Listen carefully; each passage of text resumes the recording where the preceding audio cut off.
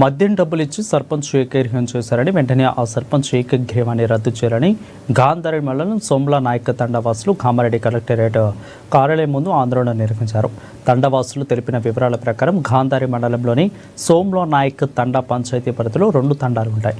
ఇక సోమ్లా నాయక్ తండాలో దాదాపు 350 ఓటర్లు, ఇక పంతులు నాయక్ తండాలో 250 ఓటర్లు ఉంటారు. అయితే ప్రతిసారి సర్పంచ్ను ఏకగ్రీవం చేస్తూ తమను ఓటుకు విలువ లేకుండా చేస్తున్నారని పంతులు నాయక్ తండావాసులు సుమారు 100 మందికి పైగా కలెక్టరేట్కు తరలివచ్చారు. ఇక మద్యం డబ్బులతో సోమ్లా నాయక్ తండాకు చెందిన బధావతు సంతోష్ను ఏకగ్రీవం చేశారని తండావాసులు ఆరోపించారు. తమ తండా నుంచి భానతు గోప్య నామినేషన్ వేస్తే సోమ్లా నాయక్ తండావాసులు బలవంతంగా నామినేషన్ విరమింపజేశారని ఆరోపించారు.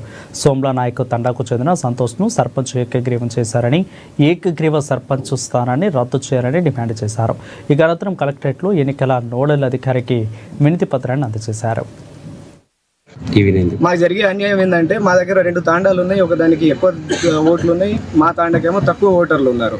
సో తక్కువ ఓటర్లు ఉన్నందువల్ల మా దగ్గర నుంచి నిలబడిన క్యాండిడేట్ గెలవలేరన్న నేపంతో అవతల ఇంకో సోమ్లా నాయక్ పంచాయతీ నుంచి ఒక క్యాండిడేట్ ఎప్పుడు మమ్మల్ని డామినేట్ చేస్తూ మా ఓటర్లని కొనుక్కోవడం జరుగుతుంది. పైసలు ఇచ్చి మా దగ్గర ఎప్పుడు ఏకగ్రీవం అవ్వడం జరుగుతుంది. ఆ ఏకగ్రీవాన్ని తిరస్కరిస్తూ మా తాండవాసులం అంతా ఆ ఎలక్షన్ని బహిష్కరిద్దామని చెప్పేసి కలెక్టర్ ఆఫీస్ని ఈరోజు ముట్టడి చేయడం జరిగింది మేము. సో ఇక్కడ మా గోడు వివరించి చెప్పేసి పోతే మాకు న్యాయం జరుగుతుందన్న నమ్మకంతో మేము ఇక్కడికి రావడం జరిగింది.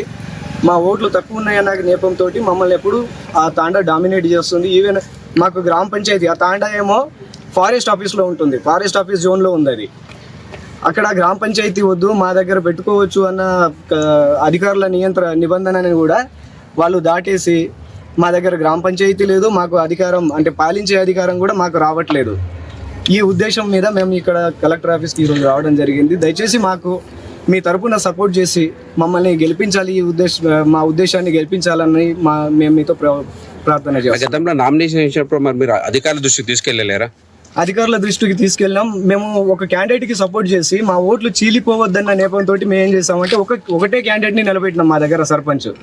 ఆ క్యాండిడేట్ని వాళ్ళు కొనుక్కొని ఆయనకి భయపడి